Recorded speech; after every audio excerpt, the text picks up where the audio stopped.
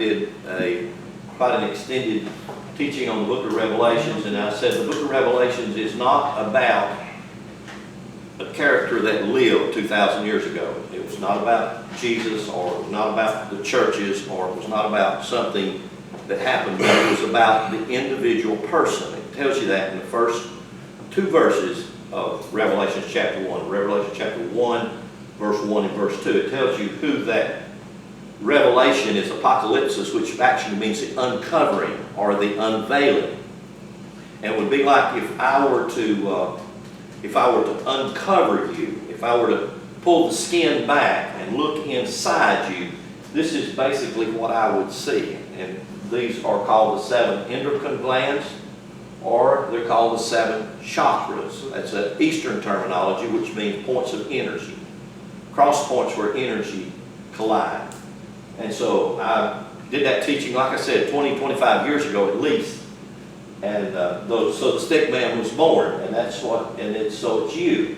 Now this is a whole stick man, and basically I've spent most of my teaching on this particular part, using the 7 churches and the 7 days of creation. So the 7 days of creation in Genesis 1 and 2 are actually from the Hebrew word yom, and the Hebrew word yom, which means facets of life, or it means extended life, or it means happy or blessed life, but it doesn't mean a day.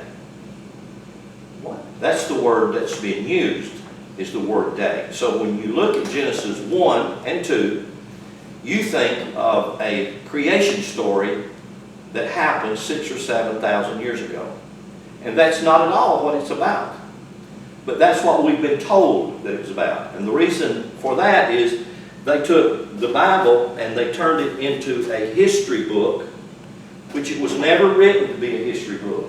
It was always written to be an allegorical, mythological, typology book about the temple, tabernacle, house, building that God builds to live in, which is you. So that's difficult. Now what I just said is cross-grained against most every religion that there is. But if we do not open our mind and start to think out of the box that our mind is programmed to think in, and we want different results in our life if we move forward, we are being fooled by ourselves. You can't get different results thinking the same thing you thought that got you where you are right now. We have to open our mind and think differently. And so when we come down here, and I want to talk about this, just a bunch of things if I can keep my mind from going off on too many rabbit trails. I want to talk about the church, what it is. I want to talk about what God said and what that is, if time will permit me, if I can stay on track. But I want you to think about this is you as you are designed to function. That's the design. This is how you're designed to function. You're designed to function in peace. You're designed to function in wholeness. You're designed to function in happiness. You're designed to function in freedom. But this is how most of us function. Most of us are divided by a heart. Matthew 14, Jesus says, a divided heart can't receive. What is it can't receive? It can't receive the blessing of peace, of wholeness, of happiness. Why? Because it's in constant struggle and war. If I were to segregate every one of us here today, and I begin to talk to you about the elements of your heart, every one of us are in struggle and in war right here. Because we haven't been taught how to get over here. So what, over here to the whole heart. We stay over here in the divided heart. And we have these issues. And so, I have some things I wrote that I want to read to you in just a bit. If I don't get off track. Remind me to read you this. I wrote this 2.5 months ago. And so I want to read this because it deals with every one of us in our position in life, where we are right now today. Our problem most of the time is we're trying to live life out of yesterday. We're trying to redeem ourselves out of yesterday. But yesterday's dead and gone. We're dragging it with us like it was alive. We drag it with us just like it's really something that's going to serve me. It was what it was. We need to leave it where it was. That's hard. You know why? Because I have attachments to it. And I have attached myself to it just exactly like a leech attaches itself to something and sucks the life out of it. And that's exactly how we are. We stay stuck in things that are past rather than living in things that are present. If we live in the present, we have control of the future. If we live in the past, the future will catch up with us and pass us on by, and we'll not even know what happened. But here we are. And so if we live in the past, we will stay in the past, and we will take the future and let it pass us by because we don't even understand what's happening in our life. And every one of us do that. We get stuck in all things that happen to you. And I'm going to say this to you because this book is the most unveiling book that there is to understand these mysteries that constantly unfold every day in life. If we see it right, if we make it a history book about characters, about a God that did something back then there again it'll pass us on by because we're looking into a future of something that could happen, or looking outside of ourselves to somebody out yonder that did something we think we can't do. We will never be what we are designed to be. And that is, you're designed to be all-powerful. You're designed to be the captain of your house, of your ship. You're designed to run the rudder of your ship in waters that are smooth, that serve you, not in the turbulent waters that most of us are stuck in by a divided heart. And so how in the world do we take this divided heart and unite that heart? There's only basic one way to do it, and it's through knowledge. It's through knowing who I am. It's not through faith. It's not through believing. It's not through trusting. It's in knowing. It's knowledge. Jesus said this in John chapter 8. He said, the knowledge of the truth. When I know the truth, not believe it, not trust it, not hope in it, not think it, but when I know the truth, that comes from the Greek word gnosko, which actually is an intuitive thing that happens right here in your heart. In Hebrew, the Kabbalah Hebrew word for this word knowledge is de'at. And de'at means a window or a door into the unseen, into the unknown realm where God is, that you pull that knowledge through. It's where you open your heart and you receive things outside this limited two-dimensional world that these two eyeballs, these two ears, and this one mouth has created for me, this world of chaos. This world is designed to be chaotic, so it just is. But you're going to live in it, then you might as well become the master of your ship, because Jesus said this, Matthew chapter 7 and 8, that the storms of life are going to come, period. So it doesn't matter if you have your house on rock or on sand, the storms they're going to come. You can't stop spring from coming. It's coming, and when spring comes, the contrast in hot and cold is going to create tornadoes and hurricanes and storms. That's exactly how our life is. Our life is designed to live in the middle of a storm and weather it and stand on it. But it has to be built on the solid rock. What is the solid rock? The solid rock is the knowledge of truth, not trust in truth. We all come through it. I taught this hook, line, and sinker myself right here in this facility 30 plus years ago. Faith, faith, faith. But faith is basically defined as something that's blind and unseen and not known. And if we follow the blind that lead us in this blind faith, then the blind that lead us in blind faith will take us into the ditch where they always go. That's what Jesus said. Blind leads the blind, they all fall in the ditch. That's where we at. So we have to acknowledge where we are. You know, you cannot get where you want to go until you first acknowledge where you're at. If you are in denial of where you are, and we are, aren't we? I'm not just talking to you, I'm talking to us. I'm talking to me. If I'm in denial of where I am, I can't get where I want to go. I've got to face where I'm at. I got to be honest with where I am. I got to be real with where I am. And then I can move forward into where I'd like to go. You know, one of the things that I would love to tear down is this whole concept and this ideology that we call church. You know, and that's basically, we kind of dabbled with the name of this place quite a number of years ago, but I didn't want to go through the problem of incorporating the name change with the state because I already had Cornerstone Family Church incorporated with the state. But we call this Clear River Teaching Center. And why did we want to call it Clear River Teaching Center? Because we took the words out of the book of Revelation, the 20th chapter, about a river that flows clearly. And that river that flows clearly is a river of knowledge, of truth, that sets the captive free. So this is a school. This is a place of teaching. This is a place that we come and learn. This is not where we come to play church. Because that's what people have done too many years. It don't work and it don't get you anywhere. You can't go from here to there. Why? You're still taking up yesterday's problems and confessing it today and taking it into tomorrow. And that kind of a mind will never change the circumstance and the situations that you're in today. So this is a teaching center. This is a place where we come to learn. We don't ask anybody to come in here and come to an altar and get saved. That is a joke. That is not real. That is not true. But we are all trained and taught in it. And I can hear in the back of my mind the Christians or the preachers or the ones who listen to these YouTubes on wherever they go, because they go all over. They just go everywhere. It's amazing to me where they go. They have a life of their own. I'm not trying to be offensive to our ideologies where we've had these experiences in church and we call these getting saved experiences. They are what they are, but I am trying to say that we have something that's stronger and greater than that, and that's the knowledge of the truth. And that's where we have to come to. We've got to get to that place.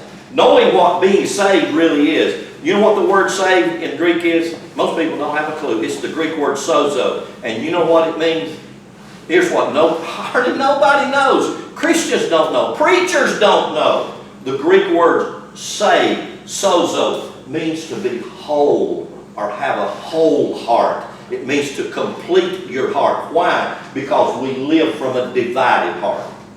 Most Christians and preachers don't even know what the Greek word for salvation is. The Greek word for salvation is soterio, and that word means to be happy. It means to be blessed. It means to be prosperous, and happiness, blessedness, and prosperity come from a whole heart, not from a divided heart.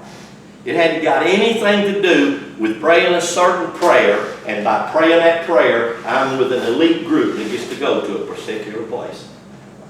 Folks, that's a lie that's only been introduced for 200 years or less. But we bought it. We bought it, hook, line, and sinker. I'm kind of off my track here. Anyway, this is where most of us live, day in, day out. And in this place where we live, day in, day out, we struggle constantly. And the struggles are mostly in our mind, more than in our mind, and then we're not in our brain, in our mind. Our mind is an energy field that's around us. You can actually call it an auric field.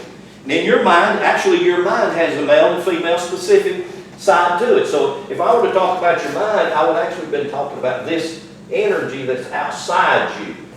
And that mind, which is the mind of God, that mind constantly flows. It constantly is going on continuously. And that mind fills with thoughts. What it does, it sends energies into your brain, and your brain, as an organ, has these synapses, and these synapses pick up that thought, and they begin to energize it into your physical body. And therefore, they affect your physical body. But the brain is an organ designed to run the machine called the body. You have to think.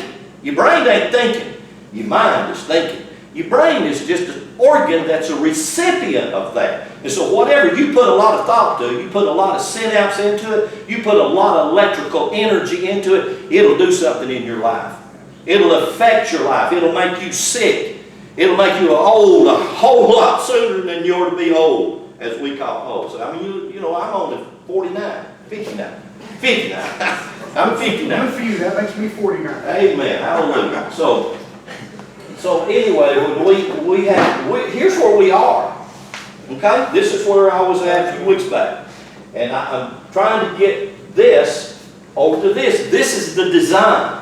The design is called a blueprint. It's called a pattern. It's like God has a patterned son. S-O-N. I'd like to talk about the patterned son some, because the patterned son is not someone who was born 2,000 years ago. You are the patterned son. Because the word son in Greek, S-O-N, is actually the Greek word weos, and actually weos means a pattern or a stamp or a child or an heir, both male or female. Even though it says son, we only think about a boy figure. And generally, if they take the Greek word weos and put a small s on it, you'll think about somebody's boy, somebody's son. But if they put a capital S on it, then automatically you're by religion are taught to think about only one son, that God's only got one son. Well, that is a lie that you and I have been given and don't know what to do with it. Because God has billions and billions of sons and daughters, because they're the same thing. And you and I are one. We are that. We have the same power. We have the same ability. We have everything available in us, in our heart, the power within us that any son has ever had. Okay. Gosh, I'd like to just take off on that and go a lot further to show you there's not just one only begotten son. That is not even a halfway decent translation from the Greek word monogenes that's translated only begotten. The word monogenes means that you're born from one source only. Not only one, but one source only. What would that source be? God. Spirit. God. That's the only source that there is to create you in the womb of your mother. And the word monogenes, that's what it means. You're begotten by one source only. So there is no only one begotten son. We are all sons and daughters of this source that begot us. This only source that begot us. I wish that we could get that. And when we get it, hallelujah, when we get it, it starts to set us free and help free us. Can I add one thing for those that weren't here 2 weeks ago? He's talking about the natural and the spiritual aspects of us. It tells us in Revelation in 2 different places that God calls us, every single person sitting here, kings and priests. And when you think of a king or a priest, that's authority in the natural and authority in the spiritual, and that is how we become one. Amen. And that, if you want to take it from a literal source, that's still what he said. Right. We are kings and priests. Yeah. Those two are supposed to be one. We've been given the authority for it to be one. Period. Right. Period. Priest. King. You're a king, and of course when you're a king of the lower nature of your being, it also includes the upper nature, because the heart is referring to the core of your being, so it refers to all of it. When you're the priest, the spiritual overseer of your upper being, you're also the priest of your lower being, which includes the whole thing. And what happens when we are divided heart? We're still a king. That's why we still command things happening in our life. And we command things that happen in our life for our devastation. And we ought to know that. Are you hurting? Doesn't it not hurt? You know good and well it hurts. Well, who can change that? If you're crying to somebody outside you to come change something that you got the power inside you to do, I'm sorry, you're just crying amiss. But when you realize you got all this ability inside you, it's always been inside you. It's ever inside you. Proverbs makes this so clear. Life and death is in the power of your tongue. It's not in somebody's power out yonder somewhere.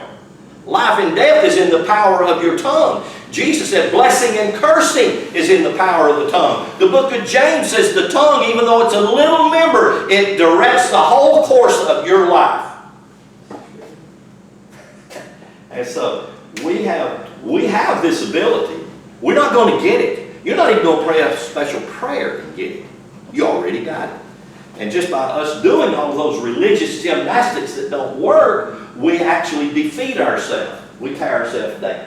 So we went from there to this, well, just go with me now to the book of Genesis. If you want to find the index in your Bible and move with me real quickly, I'm going to try to move quick here and see if I can get some of this that I have notes on.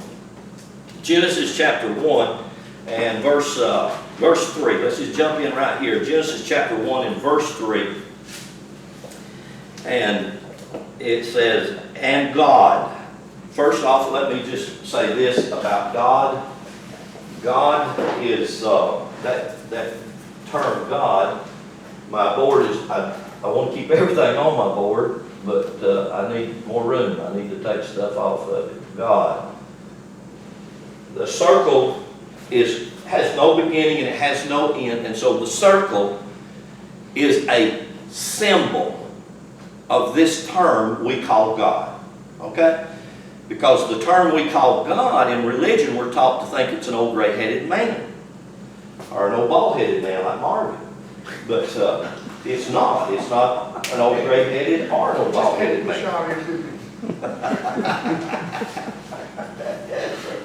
But the circle, which is a symbol of infinity or timelessness. And then when we take a circle and we put a cross in it, then that cross is referring to matter, M-A-T-T-E-R. We call it the cross of matter. And it actually is where the astrological wheel is born. And in the astrological wheel, we have 12 signs or powers in that wheel, which is called the zoology. It's zoology, or we call it zoology. The zoo in the sky, which has got everything in it. It's got animals, humans, all kinds of creatures, different things in that wheel.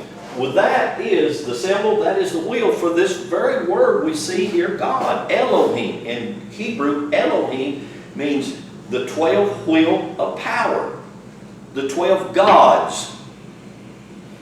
That's a whole different teaching what we have done in the past. So everybody just latch on to that. This word God is referring to the energy and the power of the astrological wheel. Right now, the sun is, we're probably somewhere a little after 12 noon.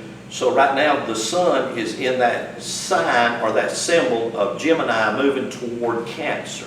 So right now, in that particular 2-hour window that the sun is in that angle, it's sending energy from that angle to the earth. That energy from the sun, S-U-N, at that angle to the earth does things differently than that did this morning at Aries between 6 and 8.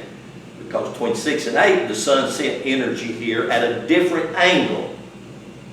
Follow that? And it does that all the way around the clock, all the way around the wheel. So that's called Elohim. You can't even get a Jew to try to make it an old gray-headed man. It never fit. It don't fit in their brain. It only fits in the brain of us Christians who've been dumbed down, who have been told a lie and call it the truth. So it says right here, and God said. The word said in the Hebrew is the Hebrew word amar. Amar. And I'll go ahead and put it over here. Aleph, Mem, Rash. Amar. Aleph, Mem, Rash. And so that word said. Now think about this with me. You just have to think. Not asking you to believe anything. Don't believe anything I tell you. Okay? But think about it. And if it holds some truth to it, or if you can't debunk it, then maybe you could entertain it. Okay? You don't have to believe it. That word amar, said. If I were to talk about something I said, where would you put that? Past, present, and future, or future? It's always past tense. Think about that. If God said something, that puts God in the past tense. How many of you know God's not in the past tense? God is always present. There's never a chronological time that God isn't. God always is. A better rendering of this Hebrew word amir, translated for said 10 times, is God is saying. Now, if I said God is saying, that puts it in the present tense and on a continual basis. But now, if you think God said something back then, you think He said it then, but He ain't saying it now. And so when we see that, we constantly keep our power, our energy always back there. We always get it in the past tense. But that word amir means is saying. God is saying. This energy is saying. It's like this energy is emanating right now. Did it emanate like this yesterday? Will it emanate like this tomorrow? Absolutely. But I'm not yesterday. I'm not tomorrow. I'm only right now. You hear what I'm saying? Right now. I have to grab a hold of this right now for me. I have to realize God is saying right now. So you mean that energy of vibration is emanating right now to me? And in that, God is speaking? Yes. Yes. What's my problem? My problem is I'm so out of tune, I'm so far off the channel, I can't feel or hear the vibration. I'm not tuned into it. Well, what is tuning in? It's getting your heart in line so that I can hear that, I can get it. In other words, I can hear what is God saying to me right now. Do this, don't do that. Da, da, da, da. Well, I don't know. I need to go to this preacher. The preacher can tell me what to do. Or I can go to this person, they can tell me what to do. I'm sorry, they can't. They never could. We always said they could. All they can do is give you what they think that God's doing or saying to you, or what they wish that God was doing or saying to you. And that's a sad, you know what that does? That again takes your power and gives it to somebody else.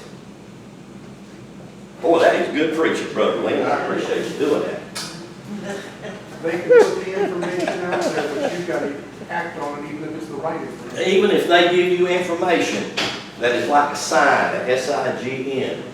All right, come back with me, y'all. I'm going to get to several of these things. God said, that's God is saying. If we make it present tense, God is saying.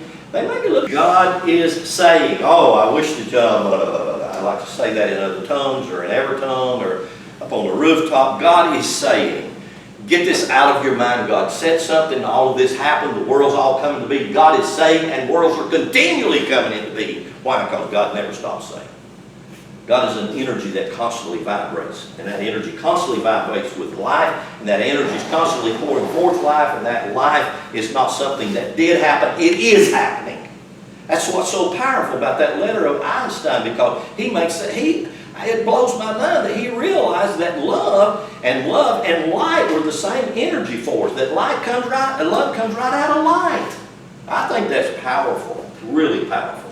So he said, God said, and God is saying, let the light be. Didn't that change it? God is saying, let the light be. And I want you to look at the word light. I want you just to see these two words. This is the word for light. Same, rash, olive. Just change this middle term. This is the word for light. This is the term for light. Okay. Is light. And light is saying constantly. Can you hear that? If you can kind of just soak that in, or just let that soak into you. God is light, and light is constant. Now see, again, you can't stop, even the clouds don't stop the energy from the light. Or even the walls of this building don't stop the energy from light, because light is just constantly emanating. It constantly emanates, and that's the word that I like to use, is emanate. It constantly is coming forth. So when we use the word God, we're using the word power, life, L-I-F-E. I always like to use this term, light, L-I-G-H-T, life, and love. I mean, this is what God is. God is light, life, and love. God cannot be anything less than light, life, or love. In other words, God's not hate, God's not anger, God's not jealous, God's not wrathful, God's not vengeance. All of these terms and all of these ideologies we have received from religion. And if we can help ourselves by opening our mind to think a little differently, then we'll begin to realize God is light, life, and love. If there's no other way to describe that other than this right here. So it says very clearly that God is light. How many of you remember this passage? I want you to turn over there. 1 John 1:5, over and up. Nearly the back of your Bible. 1 John 1:5, it says, God is light. Let me give you a passage in the book of Numbers. The book of Numbers, I think it's the 21st or 23rd chapter. It says, God is not. Hear this. God is not a man. Wouldn't that have what you've been told all your life, that God's a man? Well, we have. But it says, God, well, we know what God is not, but what is God? God is light. It tells us right here, if you want to real quickly, go to the book of Deuteronomy. You're close right here. Deuteronomy. Fifth book there in your Bible, chapter 4. Deuteronomy, chapter 4.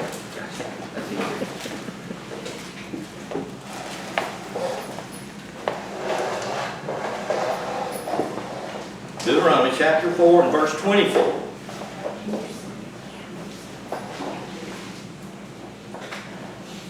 Deuteronomy chapter 4 and verse 24. And what does it say? It says, for God is a what? God is a consuming fire. That's what it says right there. It tells you the same identical thing over in Hebrews chapter 12 in the New Testament. It says God is a consuming fire. Now, if you think about this, and if you will think about this, the book of Revelations, chapter 21, talks about being cast into the lake of fire. The word lake in Greek is lami, and actually the word lami means a safe place or a safe harbor. The idea behind the word lake, safe place or safe harbor, is where you take a ship in a storm and dock the ship in a safe place, in other words, up in a canal or somewhere where the turbulence is not so bad, so that it's safe out of the harm's way of a storm. That's the word lami, which is translated for the word lake. And then the word fire is the Greek word pur, P-U-R. We get our English word pure, P-U-R-E. Think about this. If you're cast into a lake of fire, you're cast into a safe place of fire that's purifying. And we have this analogy given to us in 1 Corinthians chapter 4, where Paul said this. He said, your works will either be wood, hay, and stubble, or they'll be precious stone, silver, precious stone, or gold.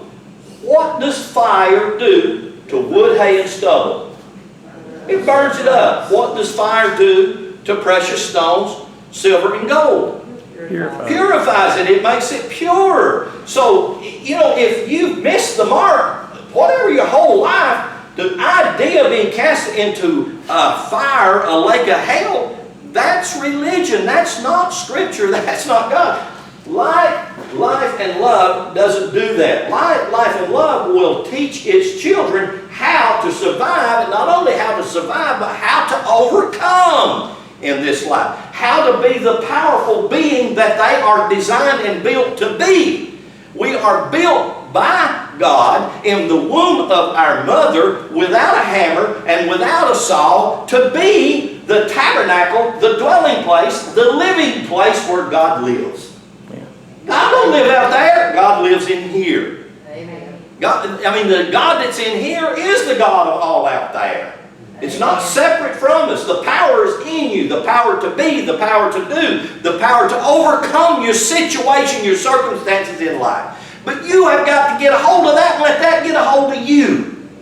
It's not...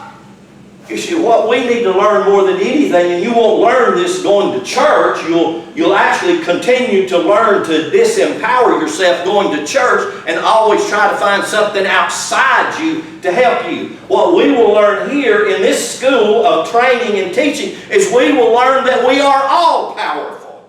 And that power is within me to will and to do. I can wield the sword of my power and create my world for bliss or for hell. So if you got a lot of turmoil, if you got a lot of trouble going on in your life, it's not he said, she said, they said. It's you. It's up to you. It's up to yourself. All right, I'm going so many different ways. It's ridiculous now. So go with me to Galatians chapter 4, and I'm going to try to wind this down and see if I can just kind of unhook or tie it together a little bit. Galatians chapter 4, just find that in your New Testament, and we'll move around several places here in Galatians, and we'll close. Don't let me forget to read this I wrote at the end here in just a few minutes, because I want you to see this. Hey, Lynn, don't forget to read what you wrote. Okay. Okay. Hallelujah. All right. Remember, the Bible is not a history book. I know we've been taught that. I've been saying this for years and years and years. The Bible is not a history book. It is a mystery book about the tabernacle that you are. It's a mystery book about God's house. And everything in the Bible, every character in the Bible is about you. If I'm talking about Abraham, I'm talking about something inside you. If I'm talking about Noah, I'm talking about something inside you. If I'm talking about David, I'm talking about something inside you. Every character, every story, every analogy. As a matter of fact, Jesus said this in Matthew chapter 14. He said all of the stories in the Old Testament are parabole. That's the Greek word parabole, and got translated parables. Well, what is a parable? A parable is a story, not a historical event. So when Jesus was talking about Jonah and the whale, he called it a parabole. He said it's a story. It's not an actual event. It's not something that really happened to a man back in history. You know, the amazing thing to me has always been, in my 40 plus years of just studying Scripture, is that nothing historical in Scripture can be documented over in the Middle East. It can't. You know, when I went to Egypt a few years back, and I saw things in Egypt that go back as far back as 56,000 years, and not only can it be documented, it's carved in stone. I mean, it's there. You can go to Jerusalem, you go right downtown Jerusalem, and right now they have 5, not 1, they have 5 actual tombs that Jesus was crucified and put in. 5 of them. So you're not sure which one of the 5 you go to was really the real one. You know, that ought to make us think. What are they trying to do to us? They're trying to get your money to sell you a story. That's all they're after. They're after your money. They want your money. They want your house. They want your property. They want you. 5 tombs, and every one of them is the real one. This is the real one, y'all. God. Oh, Lord, help us, help us. Goodness gracious. You know, we need to grab a hold of your own shoulders and shake yourself. Hey, you need to wake up here. We need to smell the coffee. It's not as bad as you think. Galatians chapter 1, verse 15. I say this about the Apostle Paul. The Apostle Paul never ever talks about Jesus. Paul always talks about the Christ. He never talks about Jesus. However, Jesus has been added to the translation in many places. Not that many, but in many places in Paul's epistles, the word Jesus has been added. And that word Jesus is added to refer to humanity as a whole. It's like the stories of Jesus in Matthew, Mark, Luke, and John refer to him as your older brother, right? He's my brother. That's what he said. He calls himself, I'm your brother. And he says, I sing in the midst of my brothers and sisters. So everything, and Jesus, the story of Jesus was always, he always says, I'm the Son of Man. Never will you find not one place where Jesus said, I'm the Son of God. Never. He never said that. He said, I am the Son of Man. Well, who are you? Hello. You're the same thing. You're born of the flesh. Color of skin ain't got no bearing on it, period, whatsoever. You are born of the flesh just like everybody else. You are the Son of Man. You're the son of a woman, a daughter of a woman, the daughter of a man, whatever. So, now, a little clarification for that, and again, I'll say this, and you can do your own research if you like, I don't mind it. I would encourage it, matter of fact. You'll never find one place where Paul mentions one, not even one, miracle Jesus did. Now, if I live contemporary with a person, let's say, right now, let's say I'm 49 or 59, whatever. I grew up right here in North Georgia my whole life. I went to the schools here. And let's say back when I was in my 30s, that there was some preacher healing people down here. Some preacher taking food out of thin air or taking a piece of bread and somebody doing it. Do you realize Dalton Daily Citizen will be there? Right. They're going to be down there saying, hey, look here, y'all. Yeah. And not only Dalton Daily Citizen, Chattanooga News is going to be down here with the camera. And do you not know that everybody in North Georgia is going to know about this?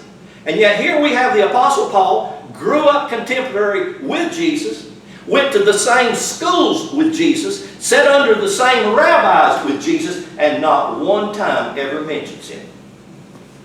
Not one time.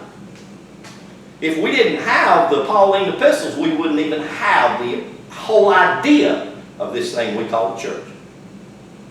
Jesus never come to build a church. He didn't. He never did. He didn't try to do that. We did that. We did that.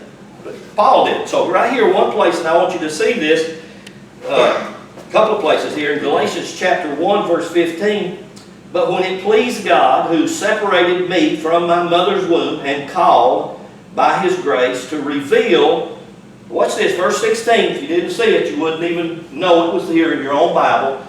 To reveal, do you understand what the word reveal means? Uncover. To uncover and to make known. He's going to reveal it, He's going to uncover it, He's going to make it known. He's going to make this known to you. To reveal what? His Son in me. His Son where? In me. Where? In me. Where? Me. Where? In me. In me. Not to me. Not outside me. In me. He's going to uncover. God's whole purpose and intent is to uncover His Son. That's the Greek word weos. Do you know what that means? It means pattern. How many of you have had the pattern unveiled to you of who you are? I dare to say not one. Not one. You don't even realize there's a pattern, a plan, a purpose of God's revelation in you, of you. We don't know that. We haven't been shown that. We haven't been told that. But it's just clear right here. I'm not even trying to change the wording of this, because I know this has been translated and retranslated and taken from and added to and put to and da-da-da-da-da. I know that. But just taking simple truths, I can begin to say, where is God's pattern at? It's inside me. And if I can begin to see it, I can begin to understand it. Guess what? I can begin to manifest in my life light, life, and love. Why? Because those are the attributes of God. God is not at war. We have a word, war, in the word Greek, polemos. We get our English word politics from it. And when it talks about the angels warring in heaven, or it talks about God at war with this one, it's the word polemos. And you know what that word means? It means the ability to govern. And the ability to govern hadn't got anything to do with being at war with nations, peoples, or skins. Nothing. The ability to govern is you begin to be the king of your castle. You begin to rule and captain the ship of your being. And nobody can do it for you. Nobody can really tell you how to do it. All I can do, I'm just a pointer. I'm just pointing to these things. And you know what? You can look at these things that I'm pointing to and you say, I think he's crazier than hell. You know? And that's fine. That's okay. And I may have gone off the deep end. I'm like the Apostle Paul. You have done too much study. You've been reading too many books, bro. Maybe true. I don't know. But I tell you what, it's liberating. It's freedom, it's life, and it's a blessing, and it's prosperous, and it's all the other things, and it's healthy, you know. So I can't knock on that, right? I don't want to knock on that. The only thing is causing my hair to fall out. I don't know what that deal is. But I don't know, Barton, you must have bewitched me 10 or 15 years. What am I doing here? What am I? that hair put a scar in your look. Okay, go over to Galatians chapter 4, and we'll close and I'll read you this. We'll hold it in my hand so I don't forget it. I'm trying to wind down and quick here. Galatians chapter 4, and of course this is like a saga. This is like, y'all remember As the World Turns? That's exactly how this is, just exactly like As the World Turns. You have to come back next week for the next episode. What it is, listen to this, and here's why it's important. It's just like going to class. It's like going to school. If you go to school, you go there to learn. You don't go there to get saved, my God. You know, you go there to learn. What are you learning? You're learning your skill. You're learning how to be. You're learning how to conduct yourself. Well, that's what this is. That's what we're supposed to be about. We're supposed to be about the school of learning. We go over to Egypt, you go over to the temples, the ancient temples over there, and right above the doors of the temple, it will have this phrase, this saying, know yourself. Well, that's the only one you need to know. Because you see, most of us think, well, bless God, it's my duty to fix my wife, because she's not fixed. or the wife says, it's my duty to fix my man. And so what we have these women who is trying to take this man, and bless God, I know through prayer, I'm going to pray for him, I know I can shape him and mold him, I can make him like he wants to be. You wasting your time. Right? You wasting all your time. You might as well forget that, because you ain't going to do a thing to do that. If it's not the way that you like it and you don't think it should be, you're wasting your time. You can only fix yourself. I've been a pastor for over 40 years. Can you imagine that? Here I am, as young as I am. I've been pastoring for over 40 years. And you know, I spent the first 10 years of my pastorate as a young man. I mean, all the energy and the vigor, and I built a big church. I built several big churches. And all I was out to do was to fix everybody, bless God. I'm going to show you how to fix you in Jesus' name. I'm going to fix you in Jesus' name. And I spent all that time, and not one of them ever got fixed. Not one. I'm a miserable failure. A miserable failure. I couldn't fix one. And you know what God begins? He said, it ain't no job. It ain't no job. Well, I'm too busy, God. I ain't got time for that. I got to go fix your people. Couldn't fix one, but it ain't your job. It ain't your job to fix your wife, to fix your husband, to fix your lover, to fix your friend, to fix your kid, to fix this, to fix that. It's your job to fix you. And you ain't going to fix nobody else. Amen. And you spin your wheels if you're trying to do that. And I know we do. And I know our intentions are good, because, see, I got 10 grandbabies, I got 3 daughters and sons-in-laws, and I've tried to fix every one of them. And you know what I finally realized, threw up my hand? I said, bless God, just let them be what they're going to be.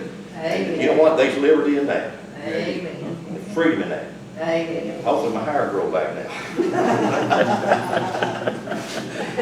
Galatians chapter 4, look at verse 1. It says, now I say that the heir, say that's me. That's me. I'm the heir. You don't know it, but you have inherited.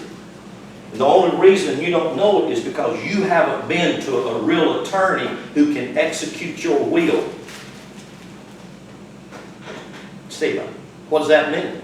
It means if you do not, you can have a will and you can become the heir of a great inheritance. But if you don't have someone who can execute that will and say, hey, you know what, you got $1 million here in the bank. Now I'm going to show you how you're able to write a check off and draw it.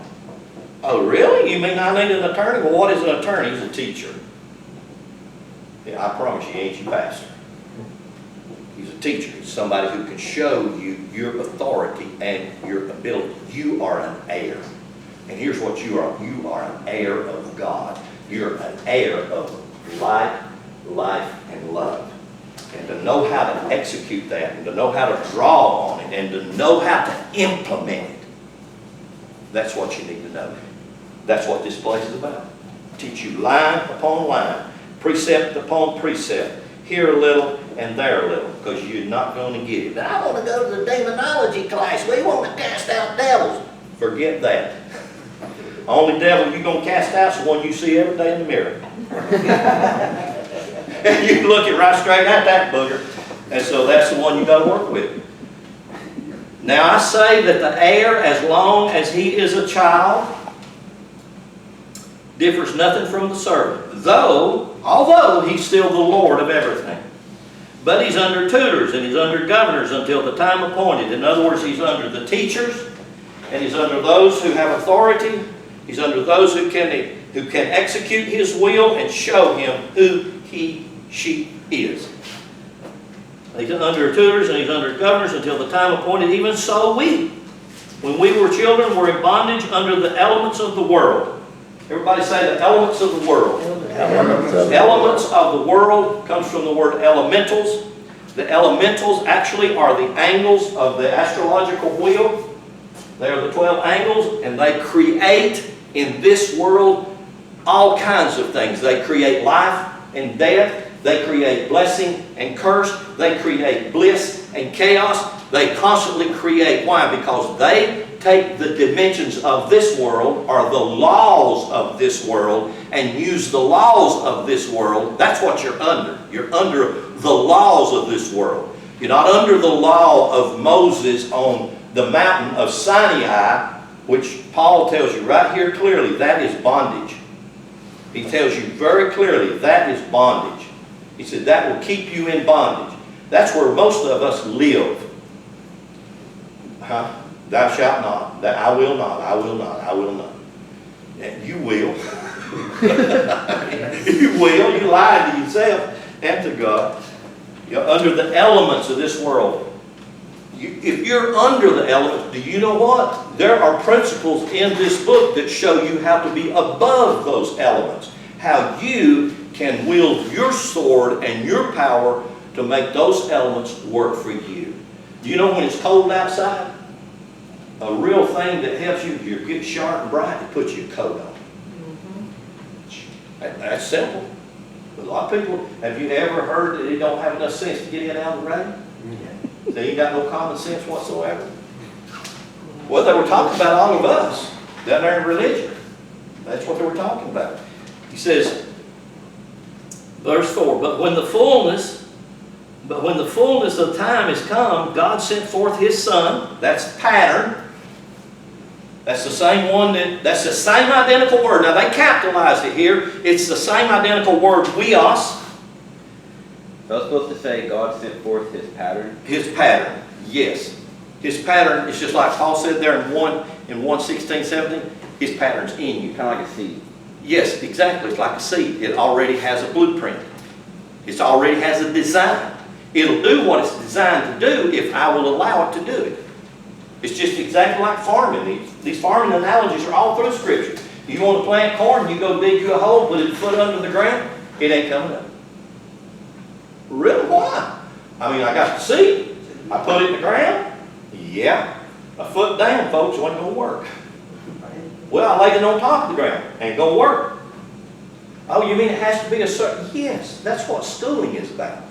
Teach you that you need to put 3-4 inches. It'll work.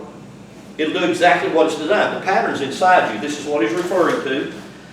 But when the fullness of time is come, God sent forth His Son, made of a woman, made under the law, made under the elements, because the elements are the law that rule this dimension, to redeem them that were under the law, so that we might receive the adoption of sons. You see the word sons, and it's small. It's exactly the same word as son, big, the Lord. It's the same thing. The pattern. The pattern's inside you. So I want you to, I'm going to close right here. Gosh, this is not even a good scratch of the scratch, but I will close right here. And I want you to do this. I want you to touch your heart with me. Just put your hand on your heart and your chest. And if you would, say this out loud with me. And everybody say it out loud. I don't care if your neighbor hears you or not hear you, but say it where you can hear it yourself. Within my heart, lies all power, and all ability, to hurt, condemn, and destroy, or to bless, to praise, and to heal. And I'm going to read my notes, because I've got notes on every one of these things that I put here. But I want to talk about to heal. This is the main thing. This is the main thing. The word heal means this. It means to make healthy. It means to correct. Everybody say correct. Correct. Heal means to correct. It means to correct or put right. Everybody say put right. Put right. In other words, many, if not most, sicknesses and or pains are the results of psychological damage. I remember when I pastored in Indiana. I went to Indiana in '85. I had built a large charismatic church here in Dalton. I felt that God was moving me in a different direction. I resigned that church and put a pastor over it. I was still the founder of that church. And I went to Indiana, had a small group up there. They wanted to move another dimension further, just out from Indianapolis. And I went up there, and within 2 years, we bought a school, and we turned that school into a church. The church up there exploded. It just grew. We bought a school, paid $800,000 for a school, and renovated that school, turned it into a church, or into a facility, a training and teaching facility. And I had a man up there in my facility. He was having some issues with his family, and he was a little bit older than me, because at that time I was probably really 40, maybe, or something like that. I don't know. Either way, somewhere in there. His son was going through all kinds of physical problems, and the whole right side of his face, froze. He did not have a stroke. That's what everybody thought. But he was in his 40s. And he had a son later in his life. So the boy was really young, 10 or 12 best I can remember. The whole right side of his face froze, stuck. And it wouldn't move. And so we all prayed. We shunned Allah. We kicked our Honda, started our Zuki. We did everything. And it was frozen. And he kept one of these different specialists. The specialist said it was a psychological nerve damage that was done to the side of his face that would heal. But it would take several years, 2, 3, 4 years, or maybe longer, for that nerve to be healed. And that nerve that happened to him was through damage of stress. Now, I'm not talking to none of y'all. I'm telling you a true story of a man that I knew personally.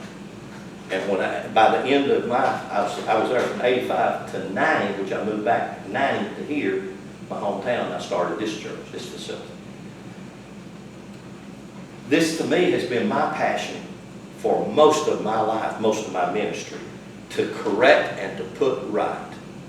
To put right psychological damage that's done ignorantly by and through living life. What am I talking about? I'm living under laws I don't even know are laws. I'm living under the law of gravity and electricity and don't even know it. But they're laws.